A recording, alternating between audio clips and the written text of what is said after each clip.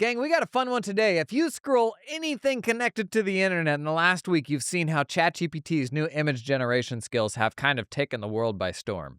It's like spooky from like a what does this do for graphics designers sort of perspective. We're going to talk a bit about that because there's some tie-ins to accounting, believe it or not. But it's like a new skill that you just got overnight, a skill that we haven't had in the past. And while accountants don't normally lean into like imagery stuff, that's not really what we do, right?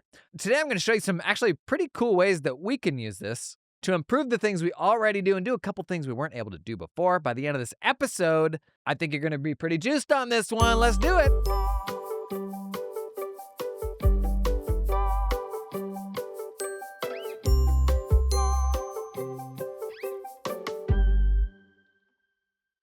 Okay, if you haven't seen this somehow in ChatGPT, if you're on any paid ChatGPT plan right now, you can go in and generate images from scratch.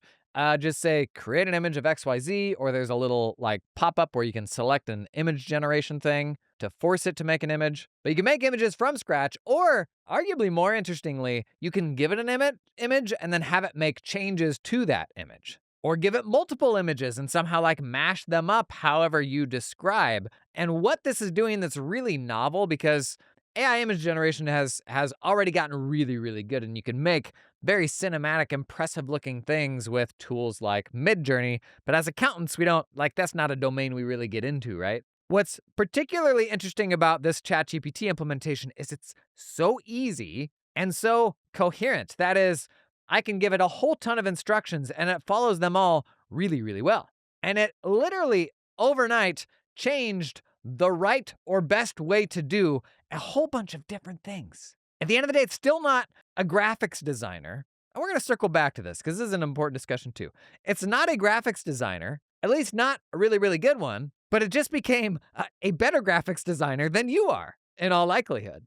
And that's what makes this interesting. But okay, let's run through 6 specific use cases, how I think you can use this in your firm. Number 1, very simple visualization. So like flowcharts or simple infographics. If you scroll LinkedIn at all and you look at what the mega LinkedIn influencers are doing, the current LinkedIn meta is these super dense infographics that are like useful things that you can swipe, a roundup of some sort of information, but like for the top LinkedIn accounts right now, almost every single post is one of these graphics with some sort of explainer. And if you're like going all in and looking to do the LinkedIn thing, really useful swipeable images are super in right now. The more dense, the better. And ChatGPT right now, it can do an okay version of this. Like it can make things that look like all the other stuff that you see on LinkedIn. In fact, if you see somebody else's that you like, and this is kind of the weird thing with AI is this is like wrong or okay or not. If you see an example graphic like this that you like on ChatGPT, sorry, not on ChatGPT, on LinkedIn, you can pull that example in and say, in a similar visual style, or change this color to that color, or like identify any changes you want to make, do XYZ and have this many sections, and you'll be like pretty impressed with the result. What it won't do well still is like huge, big, long things of very dense text is still the hardest thing for it. But you'll be surprised actually how far it can get. Much, much better than any other image generators that we've had. But if you're going to have like 500 words dense on a page, it still won't do that. So where is this useful? Well, for more simple infographics, it's great. For simple diagrams or flowcharts or something that you just want to whip together in like 90 seconds, it's very capable of that. Like if I'm trying to explain something to a client, or I'm doing a blog post, and talking about the interaction of 2 different things, actually does that like pretty darn well. And you can even give it, say, your brand colors or your logo and say, put this in there as well. But the other place where this is useful is if you have any sort of design skills yourself or can hustle Canva a little bit.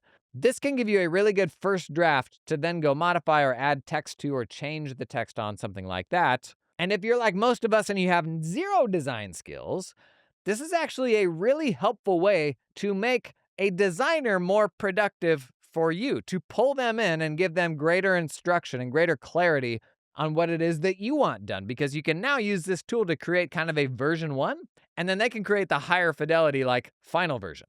Because oftentimes getting somebody to do some sort of creative work for you Where that all falls apart is when you can't clearly communicate your vision, if you have one, you can't clearly communicate that to them in a way that they can then recreate, or you don't have a creative vision at all. And using a tool like this, you can try making like 20 different versions of it and see like, oh, okay, I actually think I like this and that, and then give that to the designer. And they've now got much better information to execute on.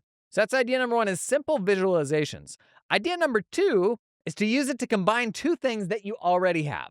Let's say you have a picture of your building and you wish you were standing in front of it and smiling. That's a thing that like a Photoshop person could do somewhat realistically, depending on how good they were, like composite you into that shot. But then like the coloring and the lighting has to be just right to be believable. This is something ChatGPT can do pretty darn well.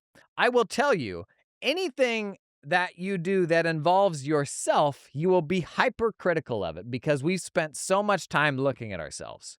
But interestingly, if you try the exact same thing with someone else that you know, like a colleague or a friend or something like that, like if you go through this exercise and you say, composite yourself into this image of your building, like you got a picture of your building or I don't know, any picture that you've got, add yourself to it. When ChatGPT gives you a result, you'll probably be like, I don't know that that really looks like me. But then try it with somebody else that you know, and I will bet that that result will look more convincing to you than the image of yourself. And that's because we're way more critical of anything trying to look like us than anybody else. And why this matters is that nobody else in the world is that critical of it. So like good enough for you looks very different than good enough for somebody else. And if I'm putting this stuff out into the world, what matters more is probably good enough for somebody else because nobody's going to give a crap otherwise. So putting like actual subjects or a subject into a scene that isn't there already, putting your logo onto an image that you already have. That's something that's pretty easy with a Canva or a Photoshop or something like that. But that requires you having an account, you like firing it up and remembering how to do it. ChatGPT, it's literally as simple as take this image and then here's this other image of my logo. Put it in there in the bottom left corner or in the middle and blur the background or something like that. Honestly, people are not going to use Canva for that anymore when it takes 60 seconds to go out and do it in ChatGPT. And like, you may kind of recoil to that a little bit. And there's part of me that honestly does as well because that seems bizarre. And you're like, well, there's a lot of things where it's not going to be quite as perfect. Well, like the ChatGPT image generation, it's just going to keep getting better. And I think part of why we recoil to that is we're like, well, that's not what ChatGPT is, really. Like, you mean to tell me I'm supposed to start doing like graphic design in ChatGPT? It's a chat app. And that's kind of a hard thing about explaining ChatGPT to people right now, is it's actually a whole bunch of apps built into one.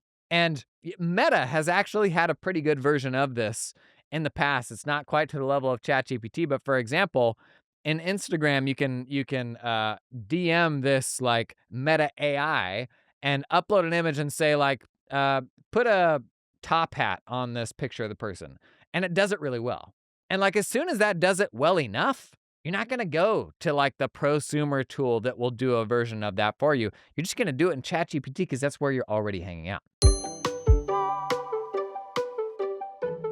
Today's episode is sponsored in part by TeamUp, the folks that help you hire people directly in the Philippines to work for your accounting firm. TeamUp's put together a killer guide, actually a 2025 salary guide for hiring accountants in the Philippines that you can swipe for free down in the show notes. One thing they called out in this guide that I wanted to cover today, what it means to direct hire, because a lot of offshore groups, you're actually hiring the company and they have an office and they have kind of this resource pool of people that are getting work done. TeamUp, their approach, you hire those people directly. So TeamUp pays recruiters on the ground in the Philippines to find those people to come and work for you, which means they're just another member of the team. If you run a distributed team, they are no different than the folks that you got across town. Now, there's sometimes like disclosure rules, stuff like that you got to navigate. But in terms of like building a workplace environment, they're just part of the squad. It means there's no like middleman that can complicate that relationship or anything like that. It means that the culture and the relationship that you have with them, it is not entangled in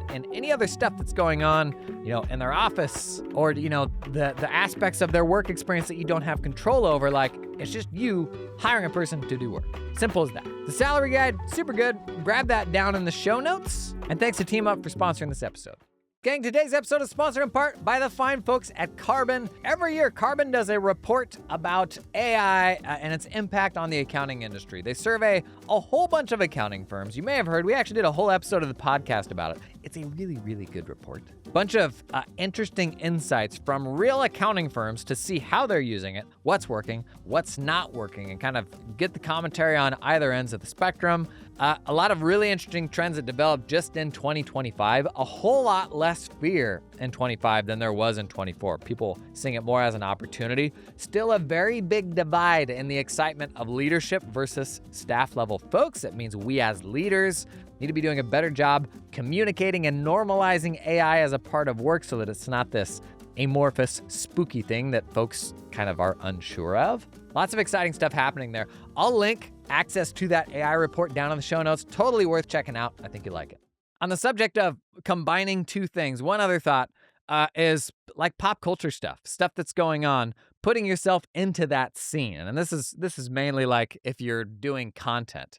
What are some big pop culture moments we've had? Take a Super Bowl ad. So that Mountain Dew seal ad where it's like a seal, but with the person seal's face.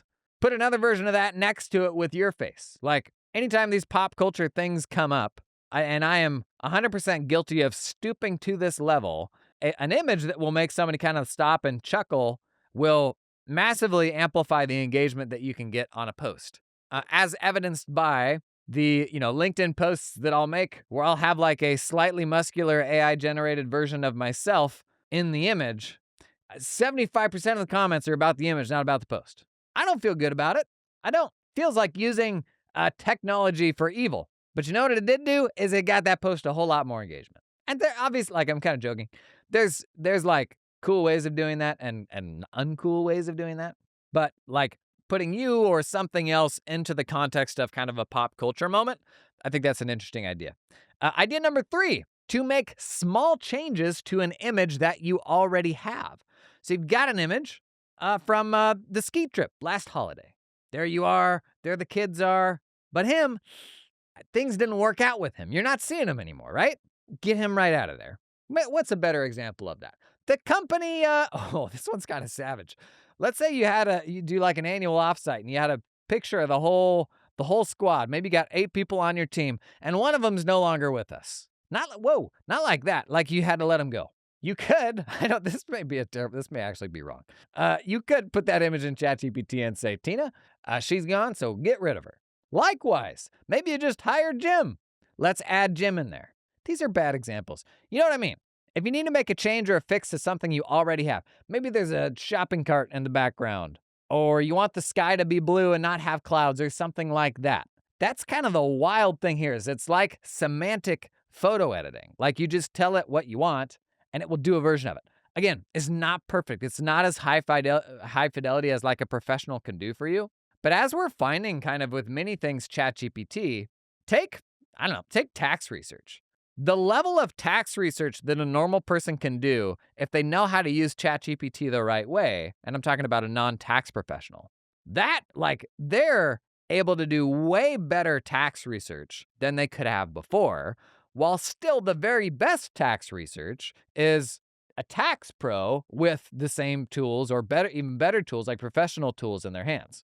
But the non-tax pro, they're now able to do more than ever before. Similarly, you're not a graphics designer, but your graphics design skill just got a big ol' upgrade. If you are a graphics designer, your ability to prototype and mock up ideas and put them in front of your customers, that just got way better too. So this is a tool for everybody. Idea number 4, to change the size or aspect ratio of an image. Oftentimes, this kills me. Somebody takes your picture, you got a lineup of people, and that person stands there, bless their heart for being willing to take the picture, but then they take a portrait picture of a horizontal lineup of people. Take a landscape picture, you numpty. Stop taking portrait pictures. Very common problem now. You want it one way or the other, or you've got a square picture and you want it to be portrait or landscape. Chuck the original picture into ChatGPT and say, make this landscape, make this portrait. The more technical vernacular is giving it an aspect ratio. So aspect ratio 16:9.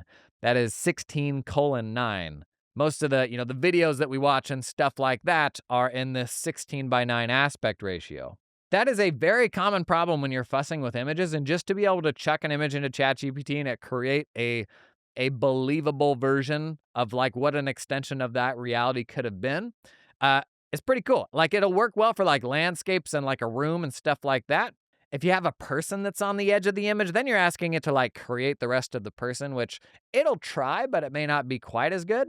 Idea number 5 is to communicate something with an image that you would have otherwise communicated with text. And this is almost like responding with a GIF instead of responding with actually saying something, but now you can do it with an image. So, your mom is super into Chris Hemsworth, but she also likes what's the movie? The Princess Bride. Your mom tells you to come down for supper. You go to ChatGPT. You say, "Create me an image of Chris Hemsworth with a speech bubble saying as you wish, reaching up and like getting a jug down in the style of Wesley from Princess Bride." Or actually, there's an even better way of doing this. Find that clip on YouTube. Meanwhile, mom's like, "Get your dinner's getting cold." Go out to YouTube, find that clip from A Princess Bride, take a screenshot of it, give that to ChatGPT, and say, "Put Chris Hemsworth in this scene as like the guy getting down the jug and add a speech bubble that says as you wish." Somebody is into both of those things and just got really excited. But you get the idea. Communicate something with an image that you would have otherwise communicated just with text. And then number 6. I kind of already covered number 6, but we're going to go a little deeper on it. It is just to juice up any type of content because we actually have the hard data for this on the Twitter algorithm. Twitter posts get a 2x boost in the likelihood that they will be put in somebody's feed, like just by adding an image. It makes it more likely for your post to show up in people's feeds. I suspect LinkedIn and other platforms work the same way because actually, if you think about what you see in the feed, it is a lot of imagery. But there's a whole bunch of examples of this. So if you're going to make a blog post, like use it to generate a banner image. Let's say you're running a webinar and you need some sort of like on-brand sort of imagery for the landing page or for your website. Like this can generate what is essentially royalty-free stock photography for you to use. You can even make it look like it's in your actual office setting, like take a picture of your office and have it add people to it. But let's talk about like the social media opportunities here. We already talked about pop culture stuff, so putting yourself into a Super Bowl ad.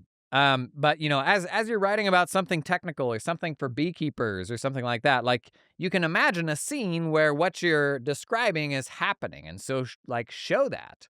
There's a version where you just show like something that looks like this actually happening, and you can do it in a realistic style. You can do it in like an anime style, which is what you're seeing a lot online right now, the Studio Ghibli stuff. You can do it in the style of The Simpsons or of South Park or claymation. Oh, that may be my favorite one I saw, which is like old Rudolph the Red-Nosed Reindeer claymation style, or Wallace and Gromit. Oh, don't get me started on Wallace and Gromit. Anyways, create a visual showing the thing that you're talking about, or like an infographic, like we talked about before. And this is like an instant way to give a big old boost to the likelihood that anybody's going to care about your content. And I say this, get ready for everyone and their moms to be doing this, but right now it's an opportunity. So I'm literally going to scroll down my LinkedIn feed right now and give you a few ideas of posts that don't have imagery that would have been made better with images and sort of my ideation process for how I get to that image. Here's an accounting firm that's been named Best Accounting Firm in Chapel Hill by Chapel Hill Magazine. What's a funny trophy we could make for that? So some sort of trophy. On the little placard, it says Best Accounting Firm. And then you got to think of something funny to put at the top. Don't go to the calculator or the abacus. That's kind of boring. Maybe like the nerd emoji with glasses, but wearing a visor. There you go. Easy as that.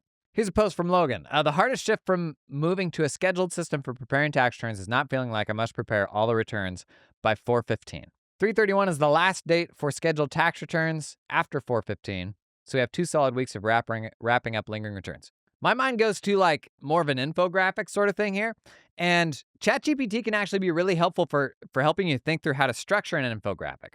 So I would literally take this post, I would put it in ChatGPT, and I would say, give me a few ideas for how to visually represent this concept that I'm showing in kind of an infographic or maybe like before and after comparison or something like that. And ChatGPT will give you something very close, or you can swipe its response directly as a prompt to then go and generate that image. This guy just started a new job as a senior manager. Oh, senior manager of tax. And because you didn't upload an image, it did like the little default LinkedIn starting a new position image. What's a more fun over the top version of this? Like using your avatar picture and say, put me at like a ribbon cutting ceremony, or put me behind a humongous wooden desk with the name placard that says senior tax manager with like the company's logo on the wall in the background or something like that. You can tell the people that use ChatGPT because they're already going absolutely ham with this on LinkedIn. Byron Patrick, he's got like a lady who's like, looks like she should be riding a horse, but she's riding a humongous corgi.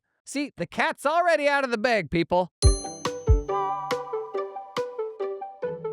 Today's episode is sponsored in part by Cloud Accountant Staffing. They will help you find super talented accountants in the Philippines, but they're not just going to drop off the map after that. They will help you with a lot of the logistical issues that come with hiring folks in a whole other country. How do I get them a computer? Like very basic IT things like that. What happens if they wake up one day and their computer doesn't work? How do they get a replacement? How about power outages? I was talking with the Cloud Accountant Staffing folks the other day. They actually will help the folks that they pull into firms have backup generators, like whatever they need to have a redundant power supply. Redundant?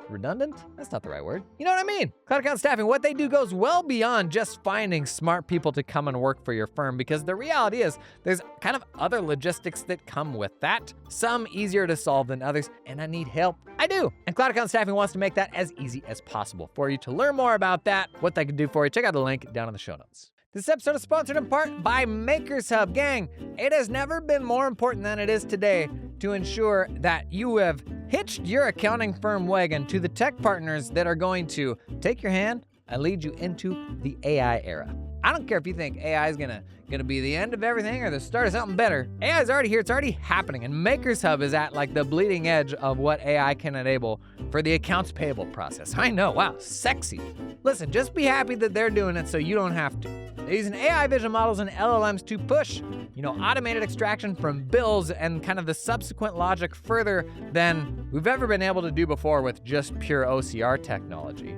And honestly, the bigger thing is when you have somebody that knows their stuff like that, and Makers Hub has come around really just in the last couple of years, so really in the age of generative AI, I have a high degree of confidence that whatever is around the corner when it comes to AI, they're in the driver's seat to lean into that stuff in a way that oftentimes the incumbents are not. Makers Hub, you're also going to see them out at a whole bunch of accounting conferences this year, so they are having conversations with accountants. They understand the problem of the firm, how you run a scalable bill pay service. So if that's something that your firm does, or if you got clients with gnarly bill pay issues, Makers Hub, do it. It's the platform of choice. Learn more about it down in the show notes. Let's do one more example of how you could juice up a post. All right, an example of how an accounting firm is getting additional leads by including how to or how I in their posts. There's another situation where you could take the whole post to ChatGPT and say, give me some ideas for how to visualize this. But this seems like it's asking for kind of a before and after image. So on one side of the image, you have the state of things before. On the other side of the image, you have the state of things after once you're using how I or how to.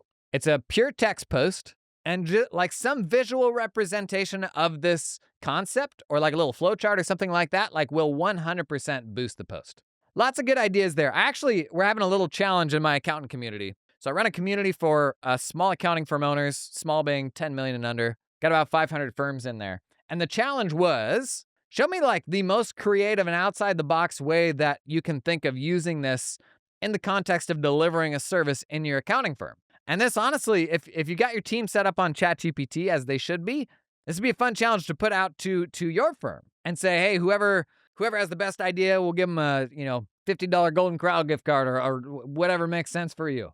Because there's fun ways to do this that will delight clients, but there's also like useful ways where like this could actually become part of your processes, or these images that you generate can enhance a process. Like if you're sending these explainers to clients, like can we make them more clear with visualizations or something like that? Put this out to your team. Like I think you'll be surprised at what they can come up with.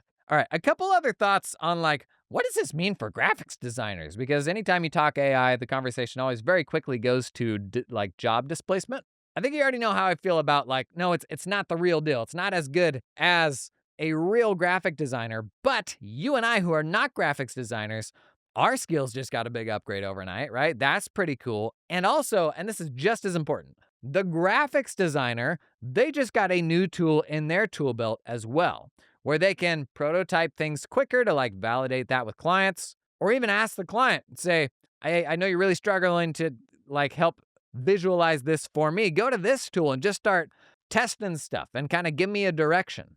This is where a lot of the image generation and AI video stuff right now is really helpful for Hollywood productions, is in what's called pre-viz or pre-visualization. Oftentimes they will make these really lo-fi versions of, here's, we want this person to run over here through the forest and jump over this log and kind of peek up over. And they will do these really low quality, quick and dirty versions to get the whole team aligned on like figuring out what the lighting setup and the camera shots and all these things need to be to bring that to life. This is really good as a prototyping tool. But how I think this impacts accountants and the notion of like, well, what if ChatGPT started doing an accountant's job? It's very interesting to think about the fact that when ChatGPT came out in November 2022, it was a text generation platform. And at that point in time, the people who were maybe shaking in their boots were probably the copywriters more than anybody else. But at that point in time, graphics designers, if somebody said, oh, ChatGPT is going to replace us, to a bunch of graphics designers, they'd be like, can you run that by me again? I'm not quite tracking you there. And there's this interesting timeline where language models, they don't just get better and like exist as their own sort of new type of tool that just kind of lives in a solo and doesn't disrupt any other tools. Did I say in a solo? Like they're not this siloed, different type of tech that doesn't impact anything else. There's a world where they get so good that they become the other things. And that just happened with graphic design. And it will continue happening to graphic design because this stuff will keep getting way, way better. And so the wedge of like, what are the remaining use cases where you need a professional to do this? That will continue to shrink as we can like just tell these things to do more powerful things. Now, what remains, like, there's still a whole lot of things like taste. And can you actually even make something that looks cool if you were given all the tools in the world, right? And so there are still things that remain, but the reality is, if your job as a graphics designer was 80% doing the work, now your job is 10% doing the work and 90% deciding what work is worth doing and what's cool. Like, becomes more a question of who's got the best taste than who can actually execute on that idea. And if we look at an example that is just as core to accounting as it gets, the general ledger. We've all been saying for a really long time, wouldn't it be nice if we had like a new, more modernized general ledger platform like the QuickBooks, the Xero? They've been around for a long time. What does the AI-enabled version of this look like? And so now you've got kind of a growing crop of new general ledger platforms like Campfire and Puzzle and a number of others, Digits, who are like, yeah, we've built that app that they had, but now it's got AI throughout it. And maybe that's what wins out down the road, is a traditional platform with AI embedded into it. But there's also a timeline where AI, it just is the platform, where literally I come to my ChatGPT and I have a conversation that is my accounting file. And I upload the bank statement and I say, tell me anything here that you're not able to classify yourself. And it says, can you clarify this Office Depot transaction, this and that? Have a little conversation with it. Boom, it's done. Think about that. Does that feel likely? There's a whole bunch of holes you can shoot in that, right? Like, well, what about this? What about file attachments? What about all of these different things? So let's just start with the most basic version of this, because that's where it always begins. And the trap here can be to think about the most complex scenario imaginable and say, it can never do that. Well, never starts at the most complex thing. So let's think about the most simple thing. Let's think about a rental property that has 6 transactions a month. And every year they come to you to do their tax reporting, and they give you a whole pile of bank statements, or they got this janky spreadsheet, and you're like, I really don't want to do this during busy season. That is 72 transactions a year. What if the large language model could do that accounting for you, where you come up, you give it the bank statements, and you say, give me any questions. Here's the categories that all the transactions need to be classified into. Let me know if you have any questions about how to classify those things. In that situation, a very simple use case like that, you can see how that could be possible very soon. Or I could make a pretty strong argument, it already is. If you really know how to get the most out of ChatGPT and the right models to use in this and that, I would argue that's a thing that ChatGPT and the right hands can probably already do today. So where does it go from here? It's not going to get any worse. We're in this unbelievable period in history where you have these tech companies investing literally hundreds of billions of dollars in this global pissing match to make the best AI that can do these novel things that nobody else can imagine. And we're all kind of just along for the ride. There's excitement of how do I hang on to this and use it for my benefit? But it's also like a totally out of control roller coaster ride where you're going to have situations like graphics designers. Like, how are they feeling right now? Voice actors. We got some really cool new voice AI stuff from OpenAI a week or two ago, and people don't really talk about it because they don't use that technology very much. Things will change for sure. But if you want to bring this back to like very basic accounting 101 examples, there's a world where the LLM, it is the accounting ledger. Pretty wild, right? Like magic in many ways. Like, is that a good thing for me? Well, do I enjoy putting together the books for that stupid little rental property every single year? Probably not. As with most things AI, there's some good things about that. There's some bad things about that. And this is like I don't know, I guess a lesson in stoicism. At the end of the day, we have to worry about what we have control over and what we don't have control over. And the only thing we can't be is surprised by it. It is a decision of whether or not you're going to ride the wave. I think you need to. I think you need to find a group of people who are also happy to ride that wave and do that with them to eliminate your blind spots. And then we'll see where this all goes. It's wild. Pretty exciting stuff. You got any thoughts? Drop that stuff down in the comments. You got any cool use cases for image generation? I wish YouTube comments let you attach images because that could be pretty cool to see. But thanks for coming and hanging today. I'll see you in the next one.